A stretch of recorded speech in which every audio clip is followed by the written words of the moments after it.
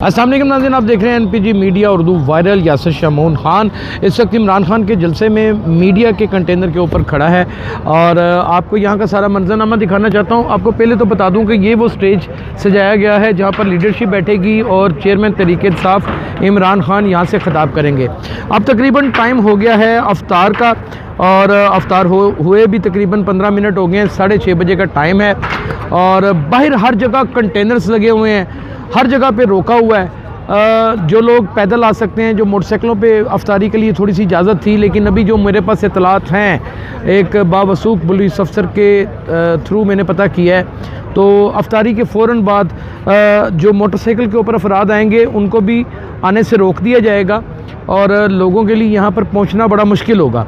तो नमाज तरावी के बाद ये जलसा सारे का सारा शुरू होना है और बड़े सीनियर जर्नलिस्ट यहाँ पर सारे हजरात बैठे हुए हैं, अफ्तार कर रहे हैं। ये देख सकते हैं नाज़रीन आप यहाँ पर मुकम्मल तौर के ऊपर के ये ना चाहते हुए भी, रोकते हुए भी तकरीबन 2-2.5 हज़ार के करीब अगर ये सारा फैलाव देखा जाए तो इतने अफराद तो यहाँ तक पहुँच गए हैं। नमाज तरावी में भी बड़ा वक्त है और जो लोग 4 किलोमीटर 5 किलोमीटर पैदल चलने की सकत रखते हैं तो वो जो है वो कम से कम यहाँ पर पहुँच जाएंगे।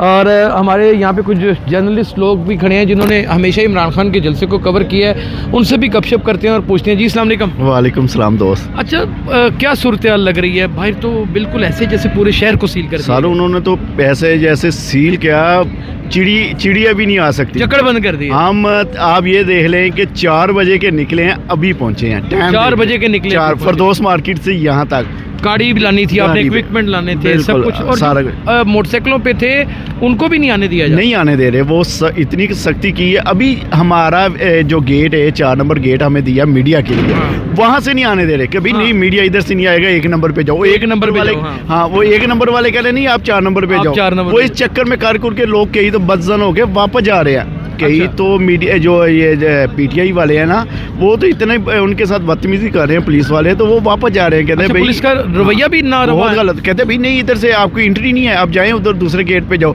अब एक गेट का उधर गेट का तकरीबन 1 किलोमीटर का फासला। क्या आपको क्या वजह लग रही है?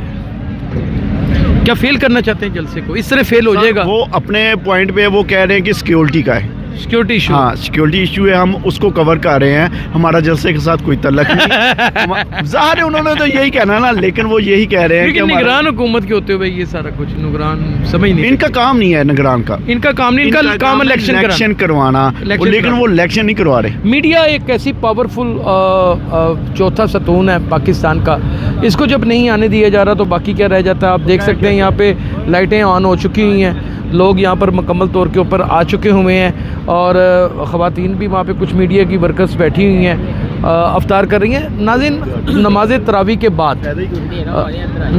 तरावी के बाद ये सिलसिला शुरू होगा और अगर तो जो लोग 6-7 किलोमीटर या 5 किलोमीटर चलने की सकत रखते हैं वो तो यकीनन यहाँ पर पहुँच जाएंगे, लेकिन अगर जो लोग सवारी पर ही आएंगे उनके लिए आना नामुमकिन हो जाएगा, क्योंकि पुलिस ने आज ठान ली है कि हमने इकबाल ग्रेटर पार्क में जो होने वाला जलसा है पाकिस्तान तहरीक-ए-इंसाफ का, उसको हर सूरत में नाकाम बनाना है।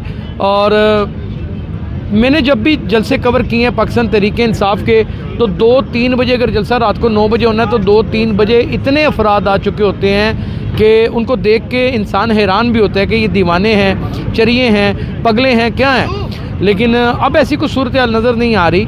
उसकी वजह यह है कि जब पूरे शहर को मुकम्मल तौर पे दाखिली और ख़ारजी रास्ते भी ब्लॉक कर दिए जाएं और फिर नामुमकिन हो जाता है। नाज़रीन, जैसे जैसे लम्हा ब लम्हा सूरत हाल बदलती चली जाएगी नमाज तरावीह के बाद और उससे पहले बारहा हम आएंगे और आपको आगाह करते रहेंगे। अपना बहुत ख्याल रखिएगा। अल्लाह हाफ़िज़।